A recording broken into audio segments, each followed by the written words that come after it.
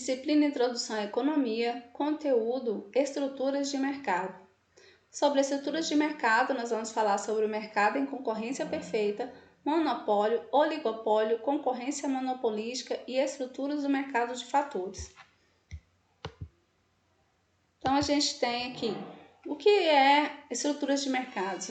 O mercado como um todo é o local onde são realizadas as trocas, as compras e vendas de toda a sociedade. Então não é um local específico, não é um supermercado, não é a feira, não é a loja. O mercado é a junção de tudo que é comprado e vendido, de todas as lojas, de todas as pessoas, de todos os negociantes, de tudo que é produto e serviço negociado pelas pessoas numa determinada localidade. Esse é o mercado.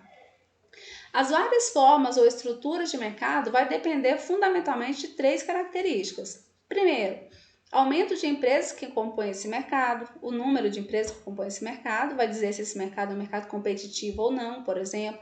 O tipo do produto, se as empresas fabricam produto idêntico ou produtos que são diferenciados entre si. E se existem ou não barreiras ao acesso de novas empresas nesse mercado. Então, é interessante compreender que o tipo de mercado ou a estrutura do mercado vai depender dessas três características: a quantidade de empresas que compõem esse mercado, o tipo do produto produzido e se existem ou não barreiras à entrada de novas empresas nesse mercado. Então, as principais características, por exemplo, de um mercado de concorrência pura ou concorrência perfeita. Esse é um modelo, ele não é visualizado ou não é realizado na prática. Na realidade, ele não existe. Ele é um modelo econômico criado para que a gente entenda qual seria o modelo perfeito de concorrência, que a partir desse modelo a gente consegue identificar quais são os outros tipos de mercado que realmente existem na prática. Então, um modelo de concorrência pura ou concorrência perfeita, ele tem algumas características. As principais características desse mercado são mercado atomizado. Numa concorrência perfeita, o mercado é atomizado. Atomizado da palavra, originado da palavra átomo mesmo, de existir uma infinidade de vendedores e compradores, como se fossem átomos, de forma que um agente isolado não tem condição de afetar o preço do mercado. Assim, o preço de mercado é um dado fixado para as empresas e consumidores, que são price takers, que são tomadores de preço do mercado. Então, o mercado atomizado é aquele mercado onde existe um número infinito de empresas vendedoras e também um número infinito de compradores, de forma que uma empresa sozinha não tem poder sobre o preço. Por quê? Se ela aumenta o preço do produto dela, todas as outras empresas estão vendendo mais baixo, as pessoas deixam de comprar dela e vão comprar dos outros, porque tem um monte de empresa vendendo a mesma coisa naquele mercado. Então, os produtos, aí tem essa segunda condição, os produtos são homogêneos. Todas as empresas, todas as firmas oferecem um produto semelhante, homogêneo, substitutos perfeitos entre si. Não há diferença de embalagem ou qualidade nesse mercado. É um mercado, lembra que é um mercado ideal, não é um mercado que exista. Ou seja, os produtos são homogêneos. A mesma coisa que uma empresa vende, a outra vende, com a mesma qualidade, com o mesmo preço. Então, vamos dar um exemplo mais prático desse tipo de mercado, que poderia se aproximar desse modelo, seria a feira livre. Na feira livre, se a gente vai olhar, por exemplo, tomate é tomate em qualquer banca, concordam? É tomate. Se essa vende tomate, aquela vende tomate, as duas vendem o mesmo produto, são produtos substitutos, então eu não compro desse, eu compro daquele. Se existe um monte diferente vendendo tomate, significa que é um mercado atomizado. Se um aumenta o preço, eu não compro dele, eu vou comprar do próximo. Até porque as informações nesse mercado são informações que todo mundo tem acesso. A terceira característica é a mobilidade de firmas. Não há barreiras para ingresso de empresas no mercado. As empresas produzem produtos homogêneos, de fácil fabricação, de maneira que qualquer um pode entrar nesse mercado produzindo aquele produto.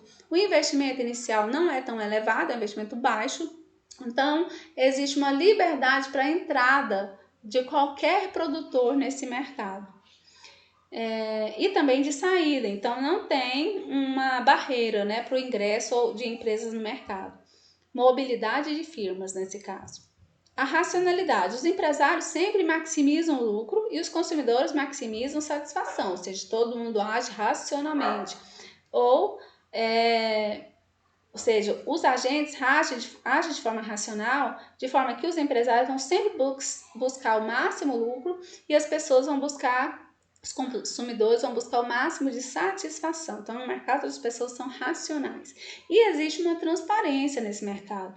Os consumidores, os vendedores, têm acesso a toda a informação relevante sem custo, ou seja, conhece os preços, a qualidade dos produtos, os custos de produção, as receitas geradas pela venda e o lucro dos concorrentes. Todo mundo sabe tudo que acontece nesse mercado. Então, esse mercado é chamado de mercado em concorrência pura ou mercado em concorrência perfeita. Seria o ideal de um mercado altamente competitivo, onde todo mundo consegue vender por um determinado preço e todo mundo consegue comprar um determinado preço por uma quantidade muito boa, vamos dizer assim, suficiente, satisfatória de produtos.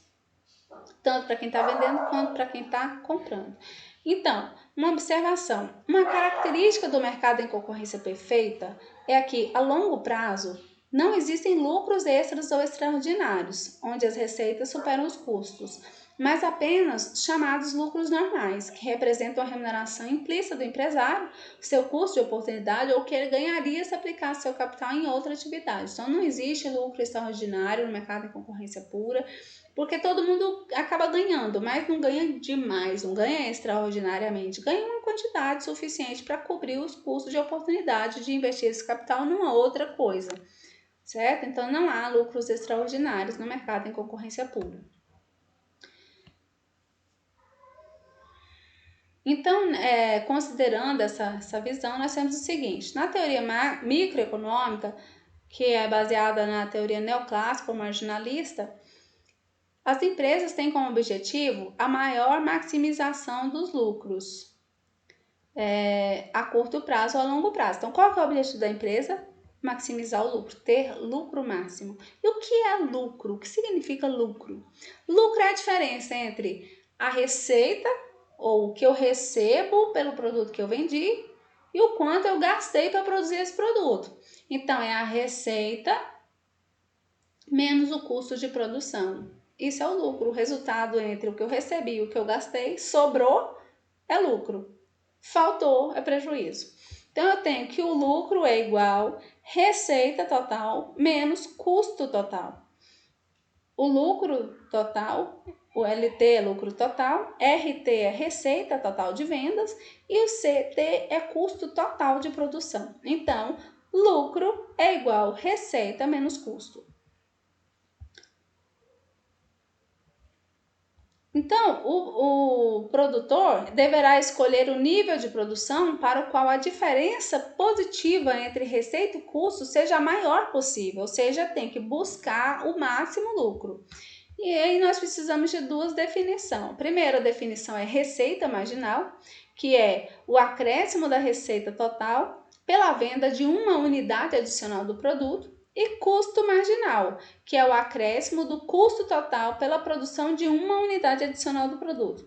Então, receita marginal é aquilo que eu ganho na venda de uma unidade a mais do meu produto. E o custo marginal é aquilo que eu gasto para produzir uma unidade a mais do meu produto.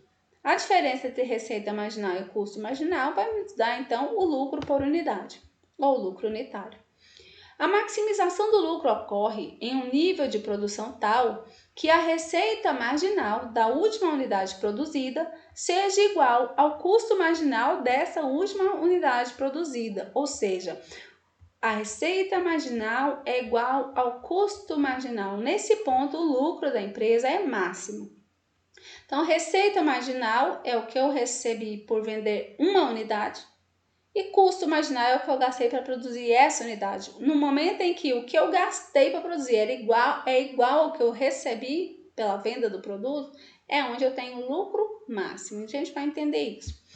Bom, se a receita marginal é maior do que o custo marginal, então há interesse de aumentar a produção, pois cada unidade adicional fabricada aumenta o lucro. Enquanto a minha receita é maior do que o meu custo, eu quero continuar vendendo, porque eu estou ganhando mais do que eu estou gastando para produzir, está sobrando dinheiro. Então, cada unidade que eu vendo, eu tenho um lucro.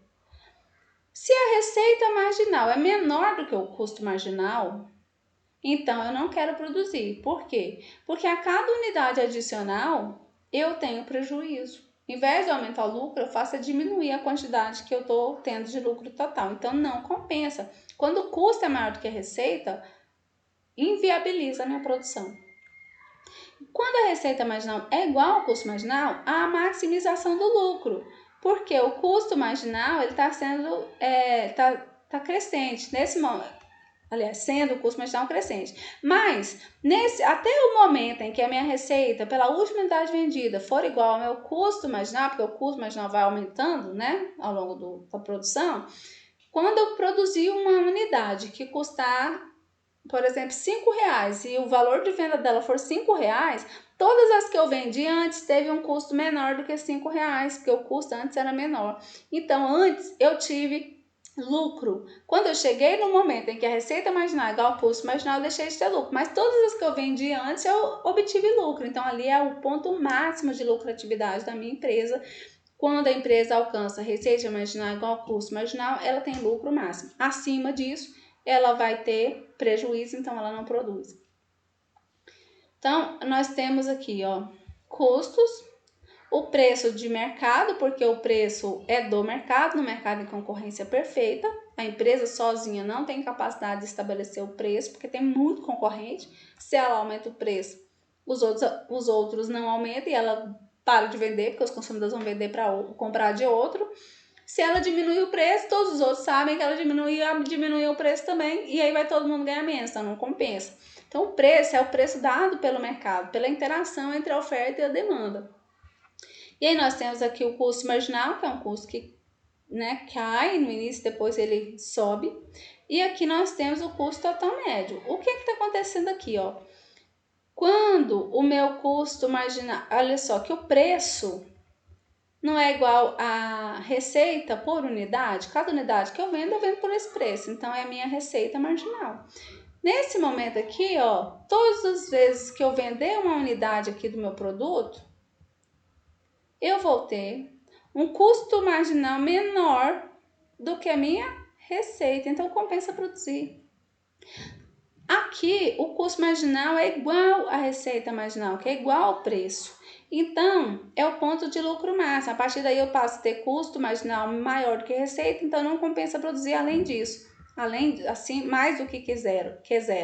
Então, antes disso, todas as unidades vendidas anteriormente aqui me geraram uma receita maior que custo. Então, me deram lucro até aqui, que é o momento que eu acumulo a maior quantidade de lucro. Se eu continuar produzindo mais, eu vou ter prejuízo, ou seja, vou diminuir meu lucro obtido anteriormente. Não compensa, então eu só produzo até o ponto que a receita marginal é igual ao custo marginal. Então, nesse mercado em concorrência pura, a firma estará maximizando o lucro no ponto onde a taxa de intercâmbio dos fatores, seria a taxa marginal de substituição, for igual à taxa de intercâmbio permitida pelo mercado, ou seja, preço dos fatores. Quando a taxa marginal de substituição for igual ao preço dos fatores, nós vamos ter, então, a maximização do lucro e o equilíbrio do produtor.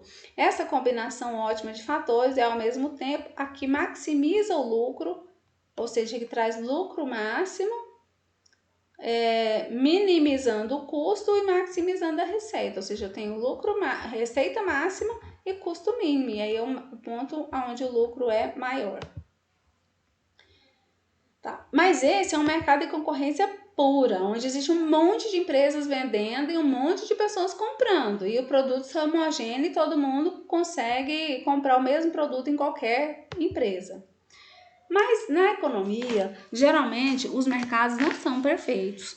Existem mercados imperfeitos, ou seja, existem situações em que existem, na verdade, outras formas de funcionamento do mercado, como a concorrência imperfeita, o oligopólio e o monopólio, por exemplo. Então, o que seria uma estrutura de mercado de monopólio? O monopólio é o extremo, é o oposto total da concorrência perfeita. Porque na concorrência perfeita nós temos um grande número de empresas no mercado e um grande número de consumidores nesse mercado que vendem um produto homogêneo. No monopólio, nós só temos uma única empresa que vende aquele produto e um monte de consumidores querendo comprar. Então, nós vamos ter uma outra realidade econômica, onde apenas um fornecedor vai atender todo o mercado de consumidores. Então, quais são as características básicas? Uma única empresa produtora do bem ou serviço do monopólio. Características básicas do monopólio. Uma única empresa produtora do bem ou serviço. Não há produtos substitutos próximos, porque só ela produz. Aliás, existem barreiras à entrada de firmas concorrentes. Tá, vou dar exemplo. Exemplo de monopólio. A Enel, aqui em Goiás, que é a única distribuidora de energia elétrica, né, na maioria das cidades. A Saneago, na maioria das cidades, que é a única ofertante do serviço de tratamento, abastecimento de água e coleta e tratamento, né, e afastamento e tratamento de esgoto. Também temos, se a gente considerar em nível Brasil, a Petrobras, que é que tem o monopólio do petróleo no Brasil, né? E aí vai aparecendo outros tipos de monopólio. Se for, por exemplo, no município, considerando o município de Anápolis, nós temos aí a empresa Urban, que é a ofertante do serviço de transporte público, é a única empresa ofertante do serviço de transporte público no município de Anápolis, então ela é um monopolista. E aí a gente tem essa característica. A segunda coisa, não há produtos substitutos próximos. Não existe outra empresa que ofereça o mesmo produto. Não tem como simplesmente você parar de consumir a energia da Enel e consumir outra coisa. Vela, você vai consumir, lampião, né? Energia solar, são todos produtos diferentes. São produtos ou mais baratos e menos eficientes ou mais caros e com eficiência parecida. Então, a gente tem aquela empresa que oferece aquele serviço. Ou seja, não há produtos substitutos próximos. E também existe barreira à entrada, porque para investir, por exemplo, nesse campo aí de energia, de petróleo, de transportes, o investimento é muito alto, é caro para realizar esse investimento, exige um volume de investimento, de dinheiro para você começar a trabalhar naquilo muito grande. E não é todo mundo, né? Todos os investidores estão dispostos a entrar nesse mercado. Então, por quê? Porque é caro, é muito caro, nem todo mundo tem condição disso. Então, existem barreiras à entrada pelo nível de investimento inicial, por exemplo. Então, outra coisa que pode acontecer, né? Nós temos barreiras de acesso, elas podem acontecer de várias formas. Esse exemplo que eu dei é um exemplo de elevado nível de investimento que pode ser configurado, por exemplo, o surgimento de monopólios chamados puro ou natural. Bom, devido à alta escala de produção requerida, exigindo um elevado montante de investimento, a empresa monopolística já estabelecida em grandes dimensões e tem condições para operar com baixos custos, tornando-se muito difícil alguma empresa conseguir oferecer a esse mesmo custo baixo, né, o mesmo serviço. Então, torna-se muito difícil a outra empresa oferecer um preço equivalente àquela firma que já está no mercado. Então, por exemplo, se a gente coloca uma empresa de saneamento só em Anápolis, ela vai ter um custo de execução do serviço tão alto que ela não vai conseguir cobrar a mesma tarifa que a Saneago cobra, porque a Saneago atua no mercado, no estado inteiro. Então, ela consegue fazer uma diluição, né, dos seus custos totais e oferecer aquele serviço para aquela sociedade, aquele município, por um preço menor. Se for uma empresa que atua só na localidade, ela vai ter custos elevados de produção e isso vai encarecer o preço, né, a tarifa da água e do esgoto. Um exemplo. A mesma coisa seria se a Celg fosse, a Enel fosse uma empresa local, porque seria muito mais caro produzir a energia e a taxa de energia seria muito mais alta e não garantia não era garantia de que existisse uma maior eficiência da empresa. Então, tem uma série de fatores envolvidos aí. Uma outra forma de estabelecer barreiras à entrada é quando há o estabelecimento de patentes. Uma empresa começa a produzir um determinado produto, aí ela registra a patente, né? Ela vai lá, prova que ela começou, que ela inovou naquele produto primeiro que todo mundo, que ela faz e que aquilo é direito dela durante, sei lá, 20 anos produzir aquele produto sem outra pessoa, outra empresa entrar no mercado produzindo o mesmo produto. Se alguém produzir o mesmo produto, vai sofrer penalidades legais, por quê? Porque existe uma patente defendendo aquela produção. Geralmente acontecia, né, no Brasil na área dos remédios, né, os laboratórios tinham patente de produção que foi quebrada, né, na época. O presidente Fernando Henrique quebrou a lei das patentes, né? O ministro na época era o José Serra, e aí criou-se os laboratórios que produzem medicamentos genéricos, né? Sem a marca do laboratório, com preços ou com custo de produção mais baixo, porque eles não têm que pagar patente. E aí, nesse caso, foi até um favorecedor do desenvolvimento do município de Anápolis, né? A existência de patente. Aliás, a quebra das patentes teve mais empresas atuando no setor. Mas, apesar de algumas linhas deixarem de ser monopólio, mesmo assim, por ter um elevado grau de necessidade de investimentos muito altos, ainda existe um mercado bem restrito, né? Não mais um monopólio, mas um oligopólio, vamos dizer assim. E aí depois a gente vai ver sobre o oligopólio. Então existe, por exemplo, a patente é uma forma de estabelecer barreira para a entrada de outras empresas no mercado, garantindo a existência do monopólio. Também, controle de matérias-primas chaves, por exemplo, o controle das minas de bauxitas pelas empresas produtoras de alumínio, é um exemplo. Às vezes a empresa produz um determinado produto, por exemplo, nesse caso do alumínio, e ela compra as minas de produção de bauxita, que é a matéria-prima do alumínio, então ela tem o controle das jazidas e nenhuma outra consegue comprar o produto, então não tem como produzir. Então é uma forma de controlar e de manter o monopólio. Ou então a existência do monopólio estatal ou institucional, que é garantido por lei, né, normalmente para setores estratégicos de infraestrutura do país. Aí estão incluídos a energia elétrica, o petróleo, né, e vários outros segmentos aí de produção que são de estratégias nacionais.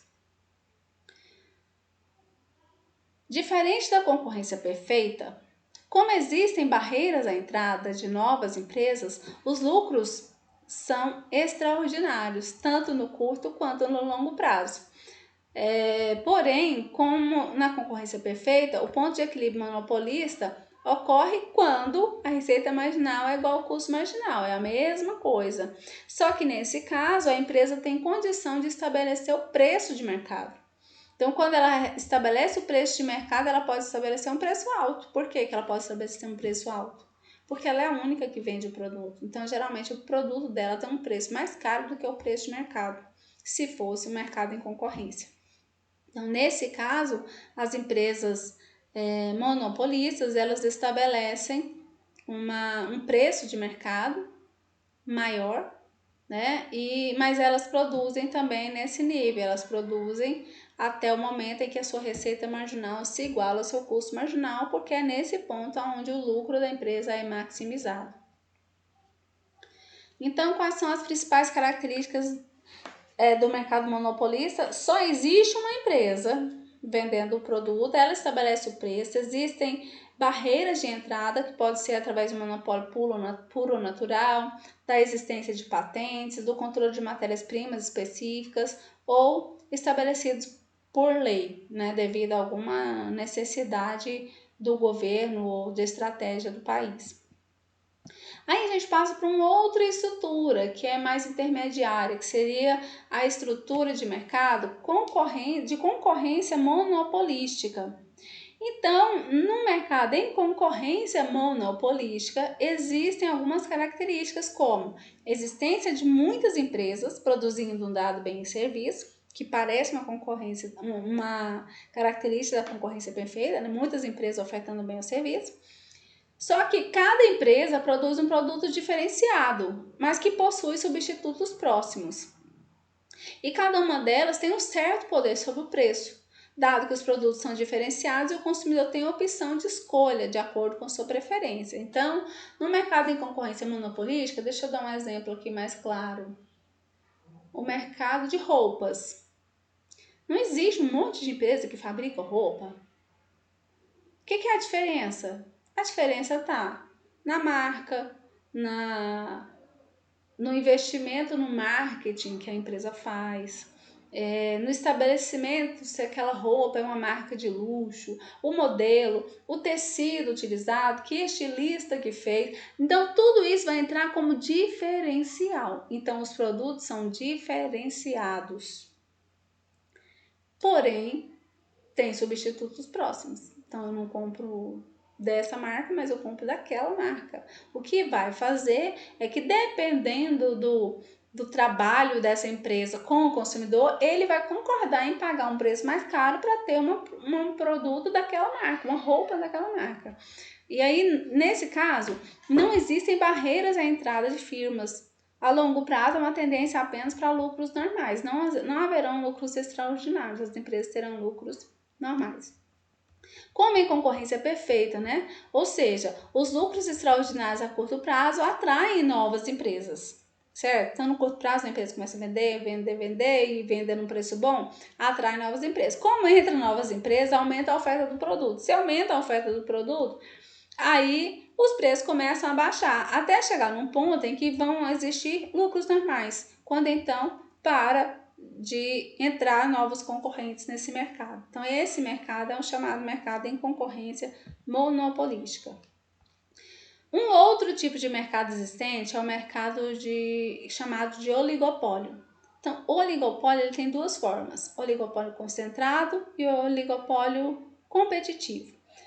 Oligopólio é um mercado onde existe um certo número definido de empresas, que não são muitas, né, mas é um grupo de empresas que produzem produtos específicos, né, um determinado produto, substitutos entre si, mas que não é muito, vamos dizer assim, não tem uma condição de ser um mercado de concorrência alta. Então, o oligopólio concentrado, por exemplo, é um pequeno número de empresas no setor, por exemplo, indústria automobilística. A gente conta nos dedos quantas indústrias automobilísticas existem no país, por exemplo, né?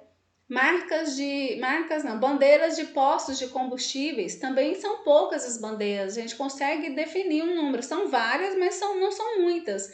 Então, é um mercado oligopolista. Outro mercado oligopolista é o mercado de empresas aéreas. É um mercado oligopolista, porque são poucas as empresas que atuam nesse mercado. Existe um certo número de empresas, mas são poucas empresas. Então, as características básicas aí nós temos um outro mercado, que é outro tipo de oligopólio, que é o oligopólio competitivo. Então, existe um pequeno número de empresas que dominam um determinado setor com muitas empresas. Aí ele dá um exemplo aqui, nesse período era Brahma e Antártica, mas a gente pode chamar-se por Ambev, né?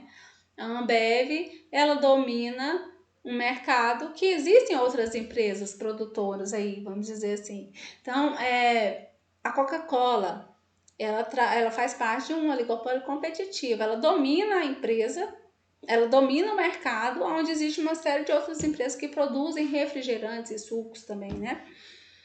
São essas características.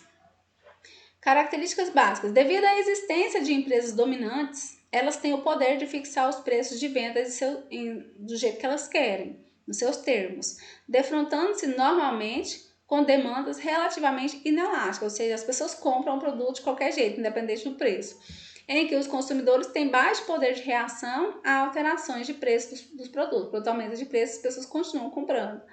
No oligopólio, assim como no monopólio, há barreiras para a entrada de novas empresas no setor. Então, existem oligopólios com produto homogêneo e existem oligopólios com produtos diferenciados. Então, por exemplo, oligopólios com produto homogêneo, ele dá exemplo aqui o alumínio e o cimento. Ou então, distribuidoras de combustíveis, né? Gasolina é gasolina, etanol é etanol, cimento é cimento. É homogêneo o produto, em qualquer lugar que você vai, mas tem pouca empresa ofertante. Oligopólio com produto diferenciado, ele está como exemplo os automóveis, né? Existem algumas empresas, só que cada uma vende automóvel de um jeito, um modelo de uma especificidade com determinados componentes, e a outra vende um modelo diferente, com um design diferente. Então, são produtos diferenciados, mas não deixa de fazer parte de um oligopólio.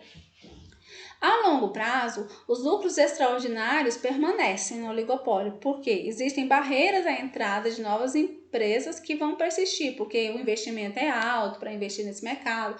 Às vezes a legislação é tão difícil de ser cumprida que os investidores não querem para aquele mercado. Né? Então tem uma série, as empresas estão tão estabelecidas no mercado que é muito difícil você quebrar aquela atuação da empresa, então tem essas dificuldades de entrada, né? Barreiras à entrada de novas firmas. E isso faz com que haja lucros extraordinários no longo prazo. As empresas atuam de que forma? Elas concorrem entre si. Por exemplo, via guerra de preço ou através de promoções, né? De certa forma, elas vão concorrendo entre si aí, estabelecendo os preços dos produtos um mais barato. Carros fazem muito isso, né?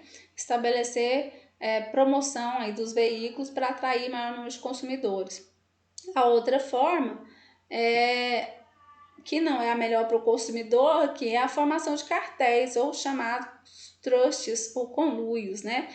É uma organização que seria formal ou informal. No Brasil, geralmente ela é informal porque ela é considerada ilegal, de produtos dentro de um setor que determina a política para todas as empresas do cartel. O cartel fixa preço e a repartição, né, as cotas do mercado entre as empresas. Isso acontece muito no mercado de combustíveis, né, de distribuição de combustíveis.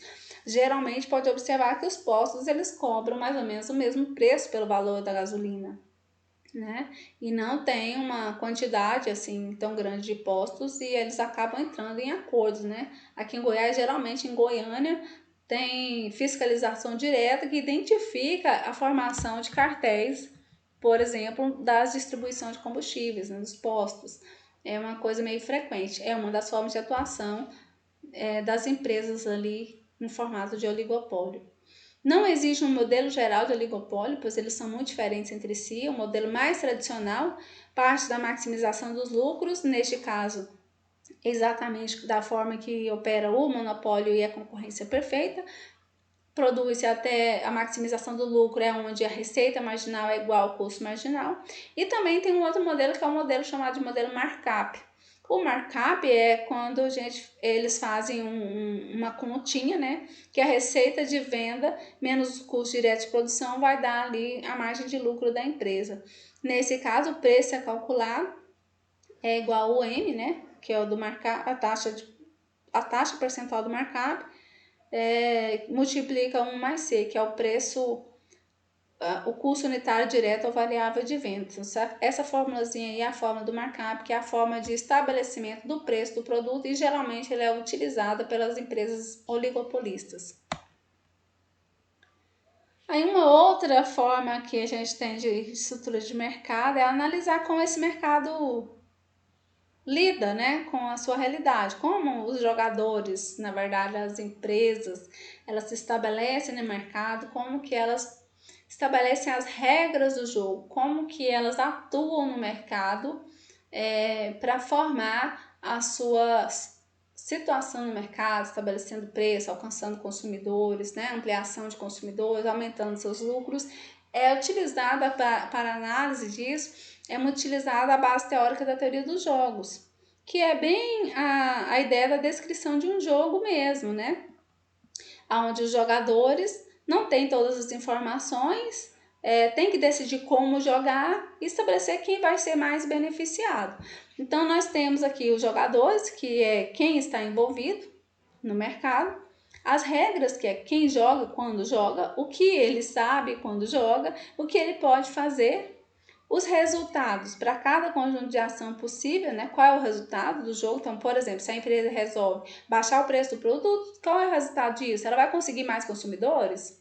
Ela vai conseguir ampliar o seu mercado? E se ela lançar um produto novo no mercado, esse produto vai ser bem aceito pelos consumidores? Ela vai conseguir ampliar o seu leque de atuação? Então, são a ideia de como a empresa atua e qual é o resultado disso. Os payoffs. Quais são as preferências dos jogadores sobre os possíveis resultados do jogo? Qual é o melhor resultado? E qual é a estratégia dominante? A estratégia dominante é uma estratégia que é ótima para um jogador, independente da estratégia escolhida pelos outros jogadores. Então, geralmente o jogador ou a empresa, ela toma suas decisões, independente do que os outros jogadores vão fazer, do que as outras empresas vão fazer, e ainda assim obtém um bom resultado. Quando cada jogador possui uma estratégia dominante, dizemos que as combinações dessas estratégias é um equilíbrio com a estratégia de dominância. Quando todas as empresas do mercado tomam decisões em que todas elas lucram, elas têm, cada uma delas, a sua estratégia dominante e estão em equilíbrio no mercado. Então, sobre a teoria dos jogos, eu não vou entrar ainda em detalhes, deixa essa parte para a próximo conteúdo de vocês, na próxima disciplina, que é Microeconomia 1. E a gente então finaliza aqui, definindo que existem esses tipos de mercado. Tem ainda outros tipos de mercado que são analisados da ótica do comprador. Então, nós falamos de mercado em concorrência pura, nós falamos em monopólio, nós falamos em oligopólio e mercado em concorrência monopolística. O que é que nós temos do lado do comprador? Isso é do lado do vendedor, da empresa que está vendendo. Mas existem uma outra análise de mercado que é do lado de quem está comprando. Então, existem mercados que são oligopólios, são poucos vendedores para muitos compradores. Mas existem mercados que funcionam inverso, onde tem poucos compradores para um monte de vendedores. E aí a gente chama esse mercado de oligopsônio. Poucos compradores para muitos vendedores no mercado. Então, um exemplo dessa situação seria o mercado de laticínios, por exemplo, no Brasil. Nós temos poucas empresas de laticínios e um monte de vendedor de leite, de produtores e vendedores de leite. Então, nós temos um mercado em que são poucos compradores para um monte de vendedores. Então, é um oligopsônio, porque são poucos compradores para muitos vendedores. Ou então existe também o mercado chamado de monopsônio, onde existe um único comprador para um monte de vendedores. Então, um exemplo aqui em Goiás que a gente tinha um tempo atrás, eu não sei se ainda é válido, mas só para vocês entenderem, tentei verificar isso, mas na cidade de Rio Verde foi implementada uma fábrica da Perdigão. E aí, todos os mini produtores familiares da agricultura, da agropecuária da região, começaram a produzir para atender a demanda da Perdigão. E aí, por exemplo, as granjas, né, que produziam os frangos e os ovos, as pequenas propriedades que produziam o leite, né, que era vendido para produzir também os produtos deles, os proprietários de produção de carne suína. Então, todos os produtores familiares, de pequenos produtores, propriedades rurais, ficaram dependentes da Perdigão, porque ela era o único comprador desses produtos no mercado. Então, se ela saísse do mercado, todo mundo ia parar de vender aquilo que vendia naquela quantidade e poderia ter um prejuízo muito grande. Então, esse mercado era considerado um mercado monopcionista, um mercado em monopsônio, onde existia apenas um comprador para um monte de vendedores. E são mercados muito específicos que não acontecem normalmente, mas existem, né? Existem possibilidades de existir esses modelos de mercado. É só quis trazer lembrar esse ponto para vocês. Então, nós vimos nessa última parte produção, custos de produção e um mercado em concorrência perfeita, um mercado monopcionista e um tipo de mercado, né? Um mercado em concorrência monopolística, o oligopólio, o monopsônio e o oligopsônio. São esses conceitos, ainda são só conceitos, mas que vocês precisam ter consciência deles e identificar quais são cada um deles para que vocês possam se desenvolver de uma forma satisfatória nos próximos níveis aí do curso de economia. por hoje, por agora, a gente finaliza aqui o conteúdo. Eu vou passar para vocês as atividades desse conteúdo e aí são atividades avaliatórias que vão valer como nota para esse bimestre, ok? E finalizando o conteúdo com vocês até a nossa próxima disciplina. Um abraço.